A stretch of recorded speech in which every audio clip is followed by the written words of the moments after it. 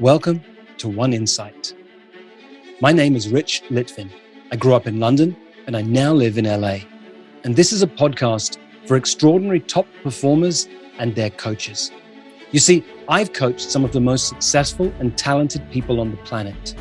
I can see what most people cannot see, and I dare to say what most people wouldn't dare to say.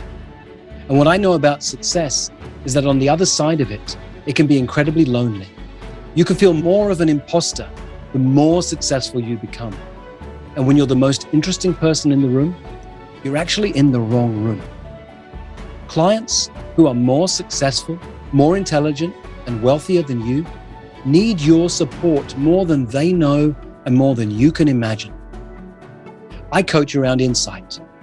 Life looks one way, something happens, and the world looks different, and your entire world changes. It can happen in an instant. And this podcast is called One Insight because a single insight can change everything.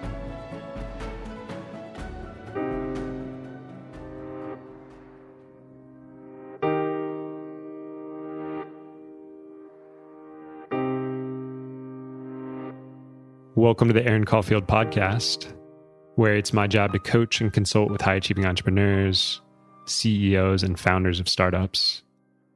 On the show, I'll give you an inside look at founders' dreams and visions for the future, as well as the emotional challenges they face as leaders. Along the way, I'll bring you the best strategies, resources, and frameworks I've found to help you succeed. I hope you enjoy. This episode is a coaching session where I'm being coached by Litvin. Rich has been a mentor and coach of mine for years. He's been instrumental in helping me build my business. And in this session, he's helping me figure out my brand as an executive coach and strategy consultant for entrepreneurs. We touch on a few things and we draw out two potential chapters of my future book, which are Single Point of Leverage and Solitary Confinement, which blends in the work that I do with prisons. So give it a listen and let me know what you think. So let's jump in. This is recorded only for you. This isn't to be shared. This is yours to do what you want with it. And well, let me ask you, you signed up for the session. What do you want to get out of this? I would like to get kind of my clearer on my path and the language that I use for kind of my mission and purpose. It keeps getting clearer and clearer, but I'd like to really, I don't know, get it nailed. This is kind of how I think about it. It will always be a work in progress, but we'll get some clarity on it today. I was just talking to a client who said, I don't really understand where I am at because I've got these two different worlds I live in. The nonprofit world I've been in for years, and I teach women around sexuality, and they're so far apart. And I said, well, I bet at some place they are totally connected. There's one thing that you do that you're doing all the time. She went, oh yeah, I'm in the world of transformation. And so I said, oh, it sounds like if you were introducing yourself to people, you would say, I'm an expert on transformation. And I was an expert in transformation in the world of nonprofits, but I'm also an expert in the world of transformation in the arena of women's sexuality. And she lit up. She went, oh my God, that's exactly who I am. Mm-hmm. So we can't see that for ourselves, but I could see it looked like these two divergent areas, and it's like, no, it comes from the same place.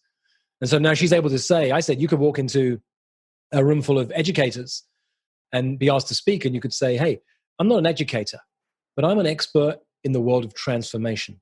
What I understand is if you want to educate a group of children, then you have to understand what transformation means from the inside out.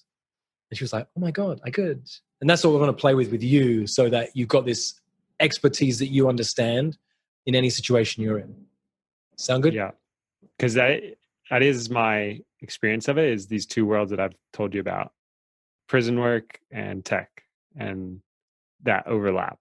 And I'm creating more and more in that overlap, but that's kind of where I play. Oh, you're on mute now, Rich. Thanks. There was a helicopter flew overhead, so I'm muted.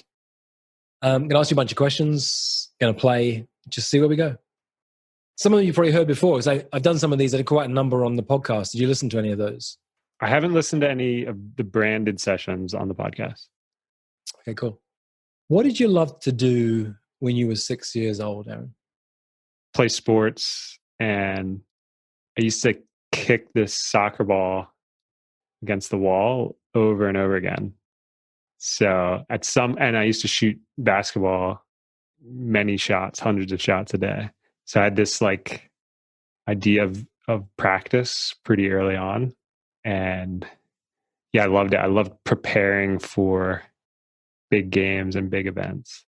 Were you a basketball player or a soccer player at some point?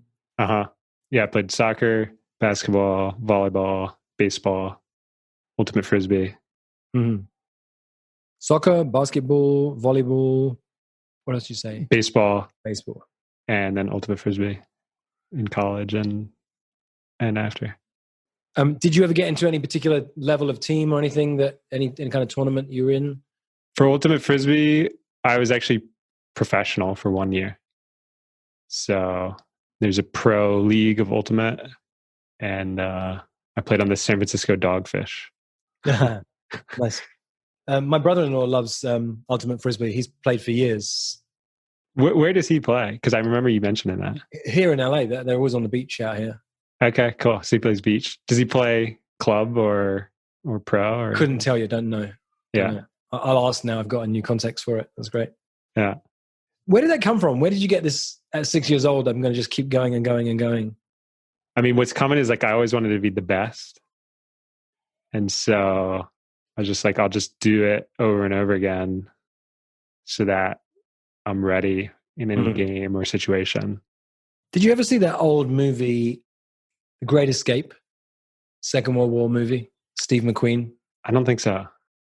There's a scene in that they keep shoving him into the cooler, into prison on his own, solitary confinement. And he has a baseball or a tennis ball. He just baseball and throwing at the wall, bounces back, catches it. Just it's the constant theme throughout the movie when he keeps getting put in solitary confinement. Yeah. It reminded me of that. Where'd you go to school? I went to Penn in Philly. And what did you study? So I studied finance and marketing at the business school, the undergraduate business school there. And why'd you study those two? I mean, originally I wanted to make a lot of money, and I thought of myself as like a future CFO. So I kind of went down the finance path. Yep. What happened? I was good at math. I liked numbers. I liked calculus. What did you like about numbers? Something about the certainty or the definitiveness of them, the precision. Like I mean, school is a bit wonky the way it's set up, but I just liked that I could get the answer, and there was a way to get to the answer, and that was the answer definitively. Yep. And what happened after you left Penn? So then I went to Silicon Valley to do Accenture, which is a big consulting firm. Yep. And worked there for about 5 years, eventually navigating to where I really wanted to be, which was helping companies think through their strategies, especially with emerging technologies, which I've told you about before, is like we would help companies partner with startups on AI, robotics, satellite imagery, kind of the exponential emerging technologies. And what were you known for as a consultant? What could you be counted on for? What was your thing? The main thing was, and this is true to this day, is I was a generalist, basically. Like I could just get anything done. So you just give me a challenge or a problem and I just get it done. Have you read the book Range? I have not. I've heard of it, but I have not. It's a book about how important it is to be, not how important it is, about the benefits of being a generalist in a world where we've been taught for 50 years you have to be a specialist. So it might be worth you reading that if that's part of your expertise. That sounds spot on. Yeah. Yeah, it's called Range. I think it's David Epstein. I can't remember the author in this moment. That sounds right. Tell me a couple of headlines from your career. So a headline is something that might sound a little bit like bragging, but you know, when I worked on this team, this is something we accomplished. We worked with this AI and we created this new technology. We advised this company on this. What's a headline? A headline usually has a number attached to it or something that has people go, wow. And so we tend not to share it much because it's in our past. Yeah, give me a couple. Mm-hmm. There's a few. One is we created the whole system and process of open innovation in Accenture, which is now over 500,000 people worldwide. And so a small team of us, like 6 to eventually 15 or so, was like a startup within Accenture that created this whole methodology. And the methodology is called open innovation? Open innovation. And how many people are using it right now? I would guess thousands, if not tens of thousands, maybe even 50,000 within Accenture. What does it do, like in layman's terms? What does open innovation do? In layman's terms, it's bridging the gap between a company like Nike and a startup that does the most advanced sensors in the world, and kind of like figuring out strategically how they can use that technology. So is it about taking high tech and knowing how to implement it? Is it those are the, okay. Yeah. Give me another headline. The second one is specifically with a bank in Australia. So I don't even know what their revenue is. Many billions.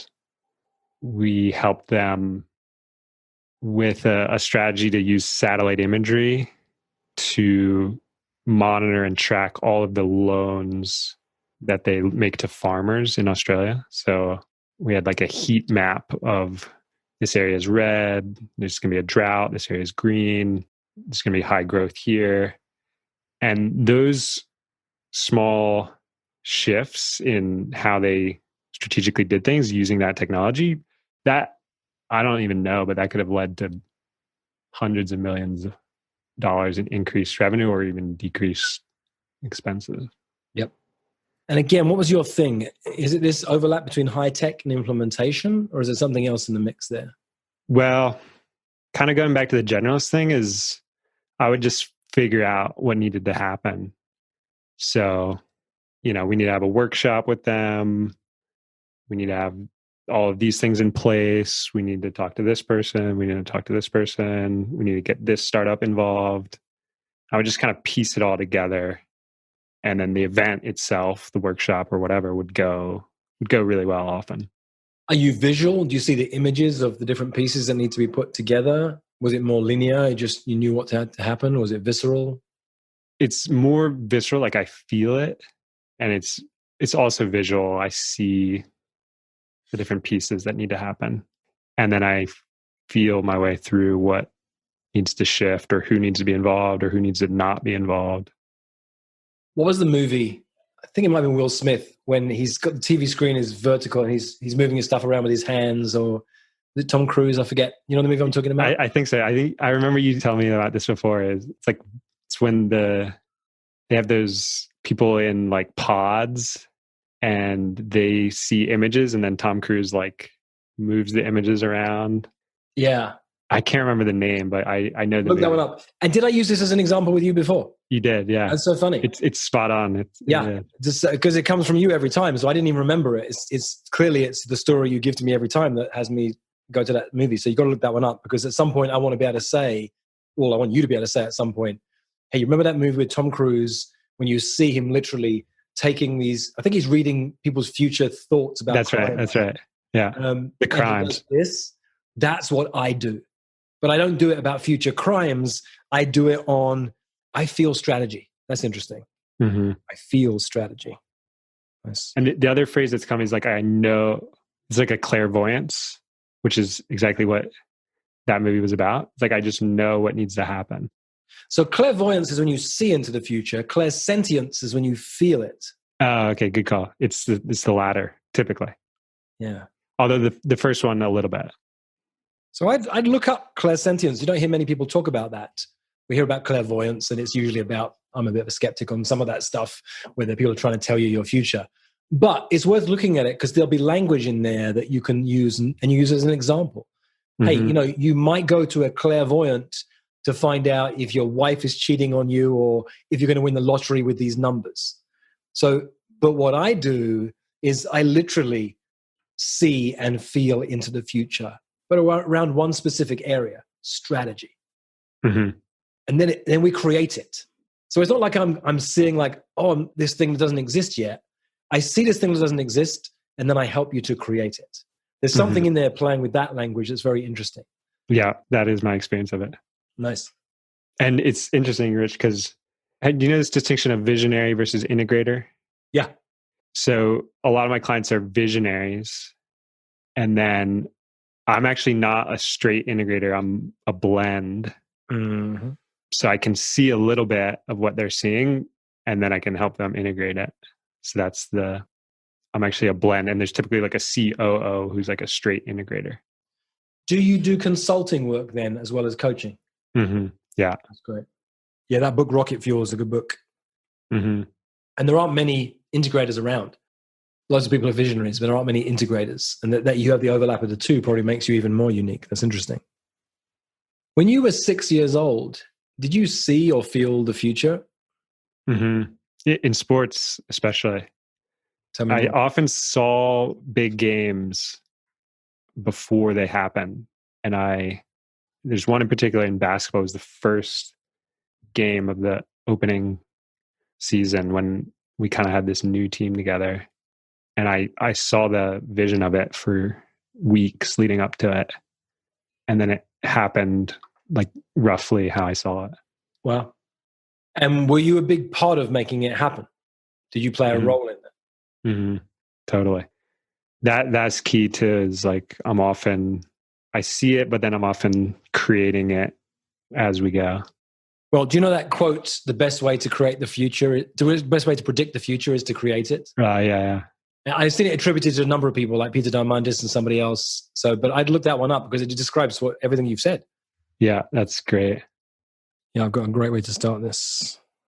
In a minute, we'll start, and I'm going to use the line, the best way to predict the future is to create it. And I've been doing this since I was 6 years old. That's going to stop people in their tracks. When did you leave the world of Accenture and consulting? No, the question is when, roughly when? That was end of 2016. Great. And then what happened? What did you do then? So I had essentially burned myself out, and there were other factors in there, deeper stuff, which we can go into if it's relevant. Might be. Tell me. Give me a headline. Like one headline was, I mean, it'll shock people, is I got attacked and stabbed in the ghetto of San Francisco. And that trauma in my nervous system it led to a lot of pain, and I'm still unraveling it, that and other traumas. But that was one that really had me it was hard to work because of this fight or flight, like stress response that kind of got locked into my body. Was that in the Tenderloin? Yeah, exactly. Have you ever met Christopher Maher from my community? I think so. He deals with trauma specifically, right? He's a Navy SEAL. Yeah, he's the former Navy SEAL who... Yeah. The guy. He should have had a picture of himself as a Navy SEAL on the front cover. I keep telling him that. Yeah, agreed. But Christopher has worked with me for 5 years, and I'm helping him to kind of create himself as a thought leader. But his vision is every Navy SEAL team has, I think, 6 to 10 people on it. Everyone has their specialism. And so, you're in charge of first aid, you're the sniper, whatever. They can all do everything, but they have their one role. And what he wants to have, his vision is at some point, every SEAL team, there's one of the people trained in his modality, so that as soon as stress goes in after a stressful situation, they can take the stress out before they've even got back to base. Mm-hmm. Mm-hmm. So there's no more PTSD. There's stress and trauma, and then it's dealt with in the moment. Mm-hmm. So I've worked with Christopher. He works, it's really hard to explain what he does, but he literally, everything from physically walking on my body to, he was a former Navy SEAL, then he trained for the Olympics, and he spent 20 years studying Eastern and Western medicine. Mm-hmm. At some point, if you're looking at that, he might be an interesting person to talk to. Okay. Yeah, totally. One thing he does this 5-day process where you go morning and afternoon every day for 5 days physically, where he lives in Venice, to his place, and he'll do all physical stuff on you, and he does everything from spiritual to physical. Very powerful stuff. Nice. Cool. Yeah. And if it's not Christopher, he's quite expensive. If he's the right person for you, then so be it. I also work with one of his very top person, a woman called Gabrielle. Mm-hmm. She comes to my house. Christopher, you get to go to him, but she comes to my house. She's here in LA, and she's cheaper than Christopher. So anyway, either way. Cool. Does she do them on Zoom or only in person? I would have a conversation with her. Yeah. I mean, a lot of it's physical. I had to help him because his old website they used to have, it's changed now. It's still not great, but he had a picture of him with one of those walking frames that old people have because he uses that to support himself so he can walk on my back. Got it. He literally walks on your body to take out deep stress and trauma. He looked like he's an old man holding a walker. So, but yeah, so a lot of their stuff is physical and you actually want to, but they do some stuff, I'm sure, over Zoom. I know he has clients internationally these days. So either or both of them, I can make a referral if you like. Cool. Yeah. All right. So you got burned out for a number of reasons. Yeah. Take time out. So I quit. I declared 2017 my year of travel. Yep. And so I quit and bought a ticket to Bali. Yeah. I lived in Bali for like 3 months and then had another accident. So we're motorbike? Not actually. Most people do. We were in the jungle. We're doing some men's work actually. And I leaned on a railing and the railing just snapped. And so I and another guy, my buddy, tumbled 20 or 25 feet into the jungle. So I banged my head and there was a scar and I was like bleeding all over my face. But luckily I was okay. I mean, my friend's a doctor and he checked my spine and everything was fine. And so I spent about a month recovering and I had planned in Bali. I'd planned to make my way through Cambodia and Vietnam and Laos and all that, but I felt safer just coming back to the US. Yep. So I came back to the US, cut that trip short. And that's when I started my coaching company. So that was 3 years ago. 2018 now. Actually, summer of 2017. How hard was it to start a coaching company? Really hard. Because why coaching, not consulting? Why you've been a consultant for so many years? Why not just be a consultant? In my mind, I had done what I think a lot of people in your community do. I had eschewed my past. Okay, yeah. And was like, I'm doing this new thing. And when did we meet? What was the year we first worked together? In that fall of 2017 in London. Because somebody gave me the Prosperous coach, or they told me about it in my coaching training. And of course, it hit everything because they didn't teach people really how to create clients. So signed up for that. And then I went to 5 intensives in a row, as you know, including Source Team and all that. Yep. And have built it up to a pretty good level. Like I feel good about the people that I work with, but there's always more, of course. Yeah.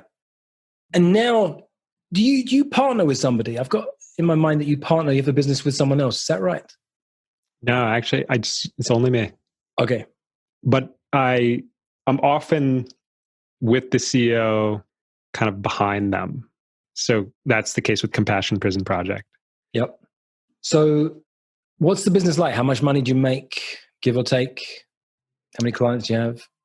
Last year, I made about 84,000 in revenue among dozens of clients with one-on-one and groups. Yep. And some consulting. And of the 84 that you took in, how much was expenses? I spent 40 or 50. Okay. And what did you spend it on? On a lot of programs and coaching myself. Yeah. Which is how I would have it. And I did that again this year. Yeah. What's the dream scenario for the business? The dream scenario is a couple $100K with a lot of the clients making the kind of mission-driven social impact causes, prisons, affordable housing, clean energy, especially with the prison work, especially as formerly incarcerated people, returning citizens is what we often refer to them as. Yeah. Them starting businesses, redistributing power and wealth through my coaching and consulting. Yeah. And there's an interesting way to think about this. We're going a bit off track from the purpose of this, but if you want to play for a few more minutes, the interesting part you have is you can work with a lot of mission-driven leaders and companies who won't have a lot of money to spend and give to you. So if you want to do that, you have to find a way to have a handful of people who pay a lot of money so that you can do both. Right. Nice. Okay. I haven't really figured out the handful. So I've just have the... So you have a lot. I just have a lot of people paying me some amount of money. Yeah. Tell me about prison work. When did you get into that? How did you get into that? So a couple intensives ago, I had the idea because a client actually sent me the documentary The Work, which is about deep inner work specifically for men in that one in prison. And it just lit me up kind of emotionally and compassionately. And I saw myself doing that work.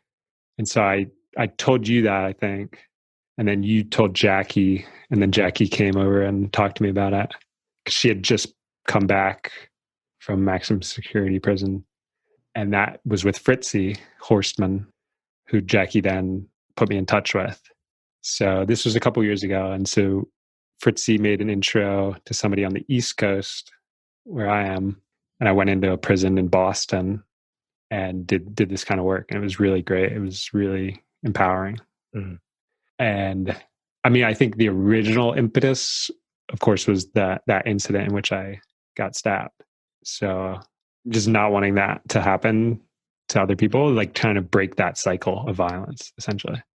But I bet it's healing for you in other ways as well, though, right? Yeah, absolutely. Yeah. And what do you see? What are these overlaps? There's the world of the people who are incarcerated and the world of people who, in theory, are not. And where's the overlap? What do you see that most people don't see? What I'm seeing now is the opportunities there, the benefits to both sides. So, people getting out, starting businesses, and people who have tech businesses like my client, Lucas, want to be involved in that work. It's healing for them in certain ways. It's connection. It's doing good in the world. They want to do it also. So I really see the benefit that for both sides. What do you notice when you talk to people who are incarcerated about how they see the world compared to how your clients see the world? Unfortunately, a lot of people incarcerated, they struggle to see opportunities and hope that they might get out and that they might be able to create a business and all that. And there's a lot of reality to that, the systems and the structures. So I don't want to downplay that at all. Yeah. I think that's really important. There's a lot of realities systemically, but that's what I experience is getting them to hope and to dream big. That's a challenge. Whereas the tech people kind of often have that mindset, but they're on their side, they're almost oblivious to the challenges that the other folks have. And where do they have a similar lens to how they see the world? What are they oblivious to? What do they struggle to see? The incarcerated people? Let me say it this way.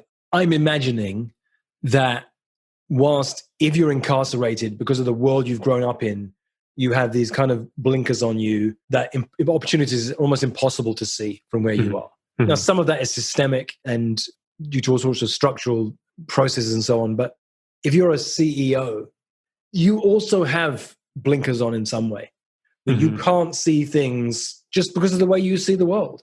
And I imagine that that's what you do for both groups of people. You help them to just expand the way they see the world. Right. Yeah. The tech people often, there's a blind spot around human emotions. Yeah. Or the people that they manage or deal with or lead. Yeah. They often want to plow through people, and I'm often helping shift it and not that, because that doesn't actually work. They're just trying to plow through people. Yeah. You read Dan Pink's book, Drive? Parts of that. Yeah. People miss the real drivers of motivation. They don't understand. It's forcefulness will get you there. Yeah. Yeah. There's a sentence stem. I forget if you've heard me say this before. It's very powerful for drawing out what you're about. Most people think ... The truth is ... I think we might have talked about this recently. Mm-hmm, mm-hmm. For me, the one that comes quickly to mind, most people think one day, hopefully, I'll finally get rid of imposter syndrome. The truth is, if you don't have imposter syndrome any longer, you're no longer playing big enough. Mm-hmm. That really throws people because, oh, I thought I was supposed to get rid of it. Well, you mean I'm supposed to have it the rest of my life? Absolutely, if you want to play a big game. Is there one of those sentences that comes to mind for you? The one that's coming to us, to play with the wording, but most people think there's like groups of people and there's us versus them, or we got to do this to them. And I'm probably guilty of it even in this conversation. But the truth is that there's one human race and we got to figure out what to do all together. See if I get to it from a different angle. Most leaders think that this group is an extraordinary team, but this one struggles and that one's got problems, and if only this one was better. The truth is, if you don't see every single team that you lead as interconnected, you can never really thrive as an organization. Mm-hmm. Yeah, and especially there's often one person that a leader thinks is like the problem person, especially with that person. That's like the most leverage to like work through things with that person. Great. Most leaders have one person who seems to create the most struggle, the most chaos. What they fail to see is that that person can create the greatest leverage in their organization if only they knew how. Mm-hmm. And or by having conversations with them, that opens things up. Because they may even fire that person. Mm-hmm. By going at it and having the conversation, that unlocks it. Great. So this is just the start. Where you started was too generic about the world. It wasn't that it's not true, but people hear it, they don't know what to do with that. So I went straight into an organizational idea. And now we're getting somewhere with, and most leaders think there's one person on their team who is a nightmare to deal with in every aspect, wish them away, but they're sometimes also afraid to even have a conversation with them. Mm-hmm. Truth is, if they can have a real, honest conversation with that person, it will shift almost everything in that organization. Yeah, that's exactly it. Nice. So this is all recorded. You better capture this later and start to capture those. But start thinking, most people think ... The truth is ... You need 10 of those. Mm-hmm. You don't have to get 10 tomorrow, but start working on what are the 10 counterintuitive truths that I see. All right, let me play. Let me see if I can speak you into this room in this moment, and then we'll see where we go. Cool. I don't like your smile. It looks like there's a lot of pressure on me now.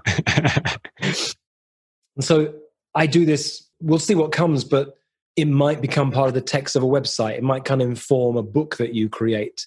It might, I don't know where it will go, but underneath it all, it will give you the confidence. Oh yeah, this is who I am. This is what I've always done, who I've always been. And you can walk into any room with any leader, just this deep confidence inside of yourself. That's the purpose of this. And if it happens to be text for a website, that's awesome. But I'm not a branding expert trying to create that kind of thing.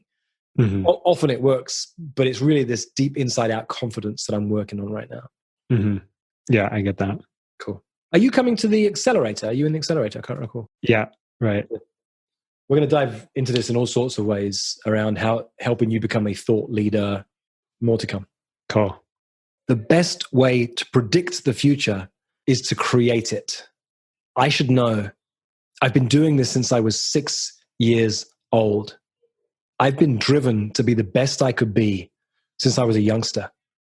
I played every sport you could imagine as a kid, but I have a vision of myself kicking a soccer ball against a wall over and over and over again, shooting hoops over and over and over again. I loved preparing. I saw big games before they even happened, and then I made them happen. I played soccer and basketball and volleyball and baseball and ultimate frisbee. I even became a pro, driven by this idea to be the best. So I went off to university to study finance and marketing because I love numbers. I loved the certainty and precision that you can have, that mathematics gives you a definite answer.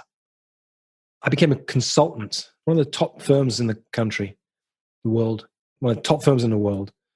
I worked in Silicon Valley. I got immersed in exponential technology. I was an expert at strategy in emerging tech, but I was also a generalist. I could be counted on to get anything done. Most people know me for working in a small team where we created the whole system and process of open innovation that's now been utilized by tens of thousands of people. I helped an Australian bank that already had multiple $billion of revenue use satellite imagery to monitor and track the farmers they were working with, that it helped them to increase their revenue by hundreds of millions of dollars. My expertise has always been bridging the gap between high tech and implementation. I might even say, Aaron, because I love the high tech versus high touch. Mm-hmm. Mm-hmm. And I'm thinking in this moment, because we didn't talk about it back then, but I wonder whether there's something around that, because I've talked about this for years. In a world where everyone's going to high tech, what has you stand out is high touch. And that's me. But what you have is, in a world where you're either an expert on high tech or high touch, I'm an expert on both. Mm-hmm. And I've done that for years. I understand how to take exponential technologies and bridge the gap with high-performing people. Mm-hmm. So that feels really good in this moment. We didn't talk about it, but it's coming to me. It feels really good. Yeah, absolutely. What's interesting about the way that I see strategy is that I feel it. I feel strategy. There's a movie with Tom Cruise called ... Look it up, where Tom Cruise literally sees people about to create crimes and moves these images around on a screen like that. That's precisely how I create strategy. That's precisely how I help my clients to create the future. I work with high-level leaders to create a future that doesn't yet exist. The blend of high touch and high tech. I've been a consultant. I've been a coach. I've been a trusted advisor. You might even say some people call me a consultant, some people call me a coach, some people call me a trusted advisor. Yeah, that's good. Some people call me a consultant, some people call me a coach, some people call me a trusted advisor. But what all my clients do, it's almost there. Some people call me a consultant, some people call me a coach, some people call me a trusted advisor. But when people have an issue with high tech or high performing people, they just call me. Mm-hmm. When you say it written down, I think it will work. It's some people call me and they just call me. It will work. I'm driven by two values, maybe three, we'll see. Number one, be the best you can be. Number two, never stop learning. And number three, make a difference. And I only work with clients who are driven by the same three values. Be the best you can be, never stop learning, and make a difference. I work with mission-driven leaders. What most people don't know about me is I spent years supporting incarcerated people and formerly incarcerated people. And what I've seen is that if you grow up in certain situations, whilst the system is sometimes against you, your view is also limited. Based on how you see the world, you create the world. My experience of working with leaders at the very highest level in the world of exponential technology is there's no difference. That as successful a leader as you are, there's a way that you can't see what you can't see. And that's my expertise. I help, the word doesn't quite work now because I don't want to duplicate what I've said, but I will help you to see things that you cannot see. Mm-hmm. That's what I do with high-level leaders. I help them to see things they cannot see. Most high-tech leaders think because they're so driven, if they only push their people enough, they can plow through anything. Mm-hmm. And in the world of technology, most people aren't that in touch with their emotions. But the truth is, human emotions count for more than anything in the world of high tech. And if you don't understand it as a leader, you're only working at 50% of your capacity, and so is your organization. Mm-hmm. I loved math when I was 20 years old because of the certainty and precision it brought. You could get a definitive answer. Most people think humans are too complex. That's the one place there's no certainty and there's no precision and there's no definitive answer. The truth is, if you understand people, you can have absolute certainty and precision in motivation, in inspiration, in hiring and retention. You can generate millions of dollars if you work with, my clients have generated millions of dollars working with me because I understand the overlap between high tech and high touch. So I'm going to pause for a second because sometimes it comes through in a really clear thread. Mm-hmm. It didn't today. It was, I went back and forward a little bit. So it wasn't quite so linear as normal, but it feels very powerful. There's a lot of stuff in there that feels really good to say out loud. How did it land for you? Mm-hmm. Yeah, the pieces around, like, I help, like, they can't see it, the leaders can't see it, and they try and plow through, but I help with the emotions. That is like spot on. That's like core to what I'm doing all the time. And I started to call that team dynamics on my website. So I started to say, there's often, startups, there's strife, there's power struggles, there's silos. I help leaders work with those and have the uncomfortable conversations. Find a word or phrase that becomes your own. Team dynamics is not, it's been, people use that phrase, it's nothing, it's too generic. What's the phrase that you see? You don't have to have it right now, but start to think about, what is that? What are the words I hear most often, and play with creating a word or a phrase around that. Yeah, cool. That could be my whole thing, is like whatever. Yeah, totally. Comes out of that. Totally. We're going to dive into this in the accelerator. What's your thing? What are you known for? Like that woman earlier who said, I do nonprofit work and I do sexuality work. No. You're an expert in transformation. She's like, oh, I am. So there's something here around, and I like this idea of high tech, high touch. I like that idea of the certainty and precision you had with numbers, and you can help them have certainty and precision with people. That's a very unusual thing for people to know. I'd never heard anyone say that before. Yeah, I agree. What did you say? Silos, struggle? I got it from a Lencioni book, actually. Yeah, sounds like it, yeah. Yeah, I think he calls it silos, conflict, and power struggles, or something like that. Or politics, silos, and power struggles. What do you call it in a prison when... Let's have a look what phrases they use in prison, or either the prisoners or the prison guards use when... just look into that language there. Because there might well be a phrase over there that everyone knows of that world that you can bring over here that they won't know. And it's like, I teach this concept. Here's why. It comes from this area over here. Yeah. As you say that, there's we got to figure out the word. I'll sleep on it. But there's something about, I've told you about this before, is like, as a facilitator in the prison, the thing that will screw you up is the one person who's like angry or doesn't want to be there. There's like one leverage point, and I've thought about leverage as maybe something, but there's like one leverage point, and if you get that, you kind of like win the whole room, so to speak, because people trust you and it's safe and all of that. Well, I mean, you could play with that. The single point of leverage. There's an interesting phrase. That can be a tool that you teach. It's a principle that you talk about. At some point you'll have a number of principles. One of the principles I teach my clients, it's called the single point of leverage. In the prison system, whenever you're working with a group dynamic, there's one person, it's always one, who can mess everything up or bring everything together. Your job is to identify that single point of leverage, and everything will shift. That's what I do with my clients. Now, in the corporate world, sometimes that single point of leverage is an individual, and sometimes it's a process, and sometimes it's a system, but we've got to identify it. Single point of leverage. That's great. It's a nice phrase. It's interesting. I never heard anyone use that phrase before. So great. That's it.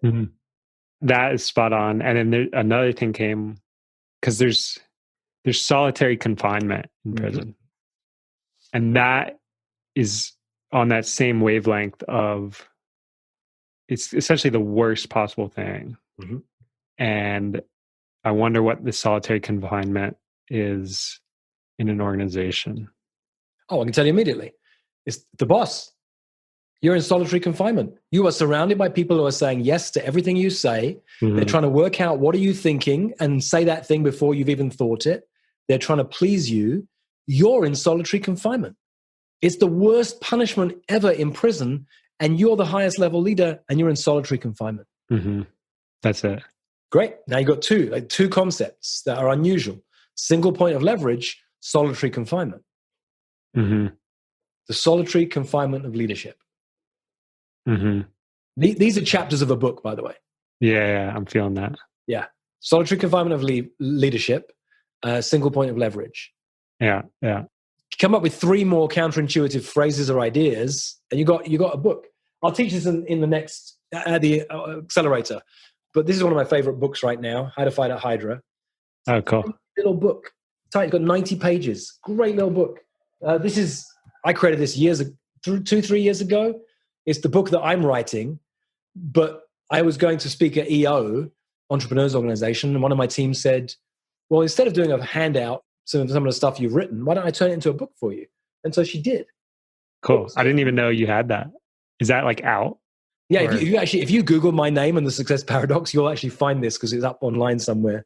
The new book is most of this will be in the new book in different ways, but yeah, it's online somewhere. We never took it down. So, but you can create a tiny book. And I'm going to talk about tiny books at the intensive, the accelerator. Look, let me pause now because we're at time. Laura's going to send you the video, and also we'll get you a transcript to save you time as well. Okay, great. And you can check back in with me. You can feel free, write to me, send me a note or something. Anytime you like, just check in, send it to Laura, say, can you get this to Rich? If you've got a question or something you want to play with around this. Happy to help you. Awesome.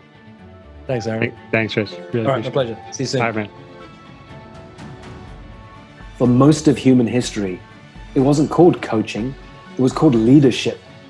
And it's what I love to do, to coach people, to lead people, and to mess with people's thinking.